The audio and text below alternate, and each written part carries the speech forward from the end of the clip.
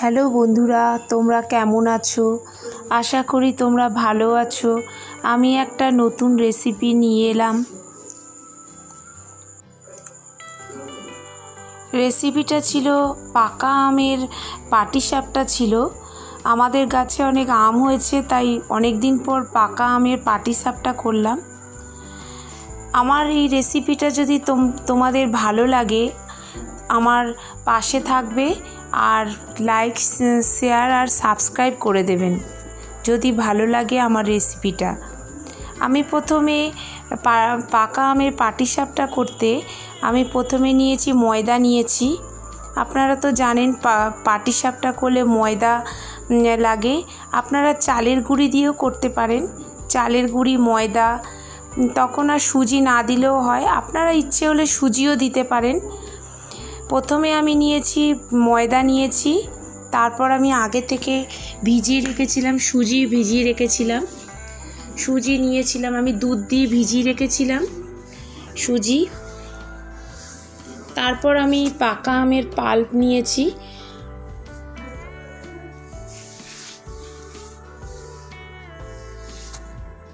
আমি পাকা আমটাকে আমি মিক্সির মধ্যে ভালো করে গ্রাইন্ড করে নিয়েছি।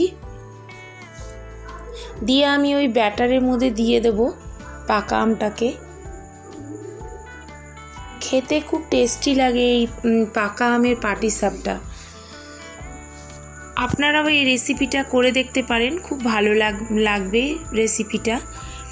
তারপর আমি চিনি দিয়েছি, তারপর দেখো দুধ দিয়ে আমি মিক্সড করে নিয়েছি, একটা স্মুথ ব্যাটার একটা রেডি করেছি।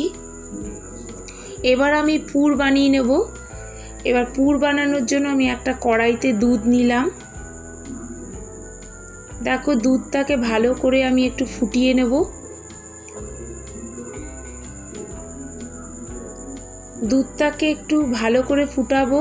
দুধটা যখন একটু কমে আসবে তখন আমি দিয়ে দেব নারকেল কোড়া দিয়ে দেবো, কোড়ানো নারকেল দিয়ে আমি ওই দুধের মধ্যে মিক্সড করে নেব।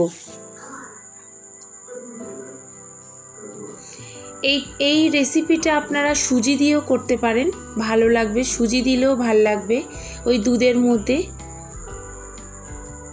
আমি যেহেতু নারকেল দিয়ে করেছি আর আমার ঘরে ছিল পাটালি গুড় ছিল, আমি পাটালি গুড় দিয়েছি। আমার এই পুরটা রেডি হয়ে গেছে। এবার আমি একটা তাওয়া নেব, তাওয়ার মধ্যে একটু তেল ব্রাশ করে আমি ওই ব্যাটারটা দিয়ে দেব।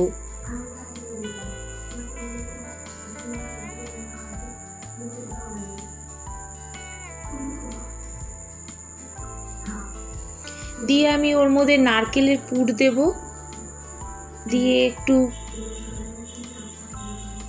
দেখো আমার পাটিসাপটা হয়ে গেছে, কোনো রকম কোনো কিছু লাগেনি নিচে টিচে। দেখো আমি তৈরি করেছি পাকা আমের পাটিসাপটা। এই রেসিপিটা ভালো লাগলে পাশে থাকবেন, লাইক, শেয়ার অ্যান্ড সাবস্ক্রাইব করে দেবেন। ধন্যবাদ।